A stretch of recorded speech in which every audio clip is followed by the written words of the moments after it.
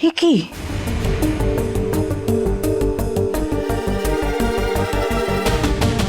এসব কি হচ্ছে এখানে? শুভ, মা তুমি উঠে গেছো ঘুম থেকে? আরে আমার কথা ছাড়, তুই কি করছিস? একটা উটকো মেয়েকে তুই মাথায় তুলে আদিক্ষেতা করছিস, কিচ্ছু বলছি না, তাই বলে আমার দাদু ভাই কিভাবে কেন কষ্ট দিচ্ছিস তুই? হ্যাঁ, কি চিৎকার করছো কেন চেঁচাবো না বল?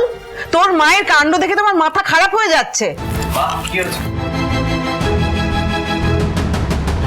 আদি আদি দেখ কি নাটক হচ্ছে এখানে, দেখ ওই বাইরের মেয়েটাকে মাথায় তুলে তোর বউ যা খুশি তাই করছে, কিচ্ছু বলছি না, কিন্তু আমার দাদু ভাইকে দেখ এইভাবে কষ্ট করেও ঘুমোতে পারে এখানে এইটুকু জায়গায়। তুমি কখন এলে এই রুম? কি জানি কখন এসছি, আমিও তো খেয়াল করিনি কখন এসছি। এমনিতে তো দুদিন অন্তর এই ঘরে ঢুকে দরজা বন্ধ করে কান্নাকাটির রোল তোলে, তার মধ্যে আমার দাদু ভাইটাকেও জড়াচ্ছে। আমার দরজাটা খোলা দেখেই সন্দেহ হয়েছিল, কিন্তু তখন বুঝতে পারিনি যে এইসব হচ্ছে ঘরে, তার মধ্যে ওই বাইরের মেয়েটা। ডোন্ট শাউট, আমি ঘুমোচ্ছি। এই আরিয়া, তুমি এ ঘরে কেন ঢুকেছো? ওঠো, যাও এখান থেকে। এই, তোমাকে এত করে বারণ করলাম এ ঘরে ঢুকতে, তাও তুমি এ ঘরে কি করছো?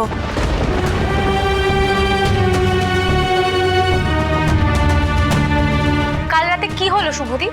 তোমরা সবাই মিলে সেই ঘরে শুলে কেন? জানি না, আমার স্ত্রীর জন্য মন খারাপ করছিল, তাই আমি এ ঘরে এসেছিলাম। মা বোনের জন্য গান গাইছিল, আর সেই গানটা শুনতে শুনতে আমি এই ঘরে আসি। এসে কখন মায়ের কোলে ঘুমিয়ে পড়েছি মনে নেই, কিন্তু তখনও তো আরিয়া এই ঘরে ছিল না। এই ঘরে ঢোকার পারমিশন আমার আর ঋষিদারও নেই, আর তুমি একজন গেস্ট হয়ে সোজা এই ঘরে ঢুকে গেলে, আবার মামনির পাশে শুয়ে ঘুমাচ্ছিলে।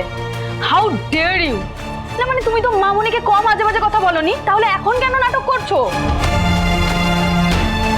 তুমি কি এই বাড়িতে পার্মানেন্টলি থাকার বন্দোবস্ত করতে চাইছো নাকি? না না, আমি এই বাড়িতে থাকতে চাই না। আমি আমি জানি না কি করে ঘুমের মধ্যে আমি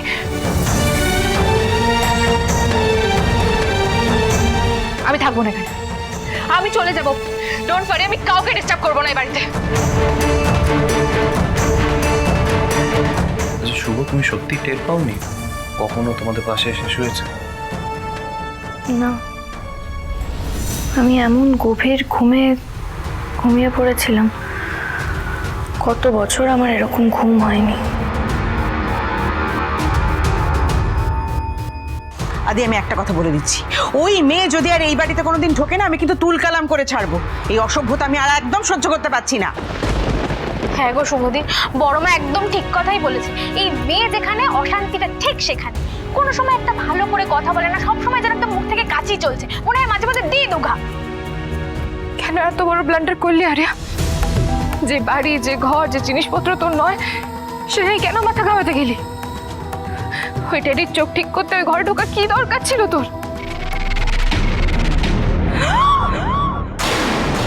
আরিয়া,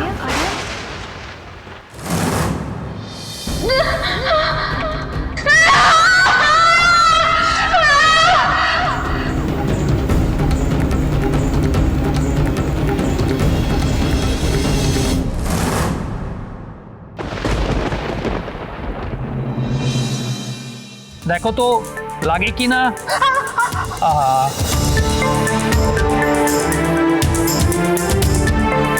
এবার লাগছে? লাগেনি তো? লাগছে না?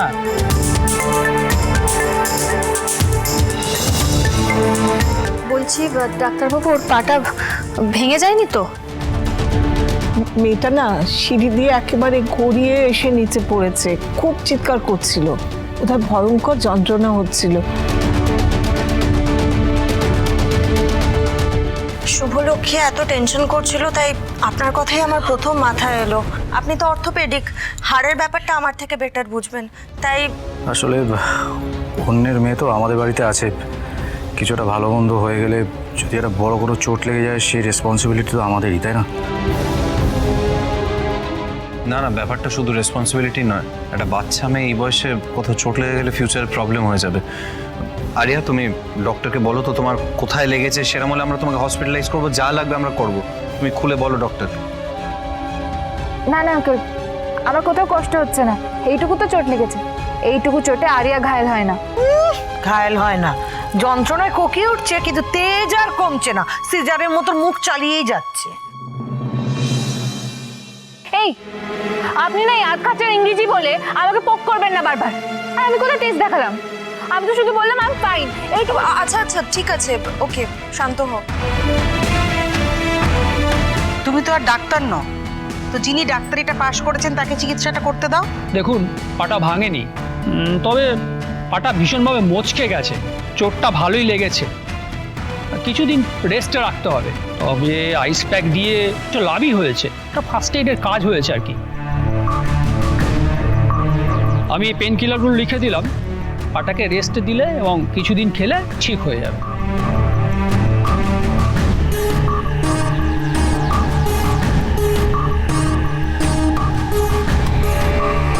Thank you so much doctor Mitra, এতটা শর্ট নোটিসে আপনি এলেন। দিন। Thank you. চলুন, আপনাকে আমি গাড়ি অবধি পৌঁছে দিচ্ছি। থ্যাংক ইউ ডাক্তারবাবু।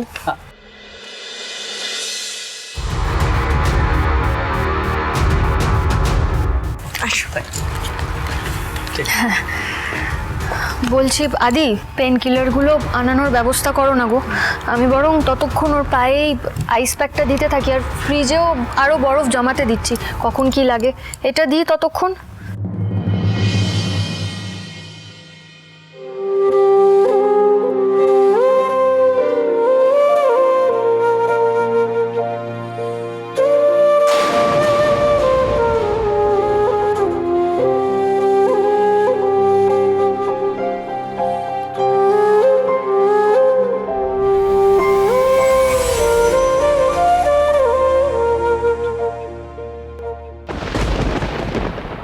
আমার এই ওষুধ টষুধ লাগবে না, আমি ফাইন, আমি আমি আমি এই চোটে চলে যেতে।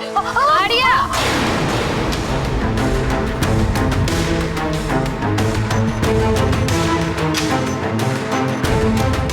সব সময় এত বাড়াবাড়ি কেন করো বলো তো? সব কিছুর তো একটা সীমা থাকে, সেটা এভাবে অতিক্রম করে যেও না। শোনো, একটা কথা বলছি, যতক্ষণ এ বাড়িতে আছো আমরা তোমার অভিভাবক, আমরা যা বলবো, ডাক্তারবাবু যা বলে গেলেন সেইগুলো করবে। রেস্ট নেবে, ওষুধ খাবে, বুঝতে পেরেছো? তার বাইরে আর কিছু নয়।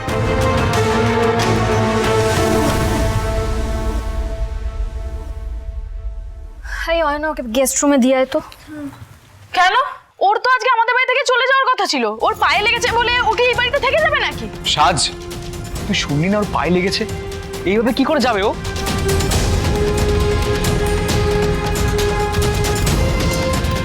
না, আমি চলে যাব, এইভাবেই চলে যাব। এরকম একটা বাড়ি যেখানে প্রত্যেকটা মিনিটে প্রত্যেকটা সেকেন্ডে আমার কথা শোনানো হয়, ওখানে আমি থাকবো না। আরিয়া, এবার কিন্তু বাড়াবাড়ি হয়ে যাচ্ছে। একদম চুপচাপ গেস্ট রুমে যাবে, এখানে থাকবে, রেস্ট নেবে, সুস্থ হবে, তারপর যেখানে যাওয়ার ইচ্ছা হয় চলে যাবে, আমরা কেউ দেখতে যাব না। কিন্তু বারবার যতক্ষণ এখানে আছো কথায় কথায় এড়ে তর্ক করবে না, আমার কিন্তু মাথা গরম হয়ে যাবে, তখন কিন্তু আমার থেকে খারাপ আর কেউ হবে না। এমন বকা দেবো না আমি। আর তোকেও বলি আরিশাজ, আমি অবাক হয়ে যাচ্ছি তোর ব্যবহার দেখে। ও আমাদের বাড়ির অতিথি, ওর এই বাড়িতে থাকা নিয়ে এত ট্যাড়াব্যাকা কথা কেন বলছিস তুই? আমি যেন আর কোনো কথা তোর মুখে না শুনি। বারবার ওকে উত্তক্ত করে, ওকে রাগিয়ে দিয়ে পরিস্থিতি জটিল কেন করছিস?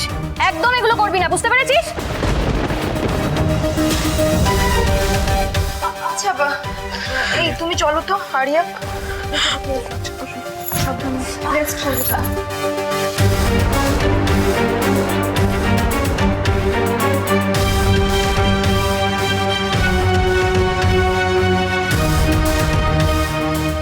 সাজ শোন, কি হয়েছে তোর? সাজ, কি হচ্ছে নাকি? সাজ শোন, সাজ। মা দেখো তো। আমার আর কিছু বলার নেই রে বাবা, আমি এবার পাগল হয়ে যাবো এই দুই মেয়েকে নিয়ে। সারাক্ষণ ঝগড়া, একেবারে সাপে নেউলে সম্পর্ক হয়েছে।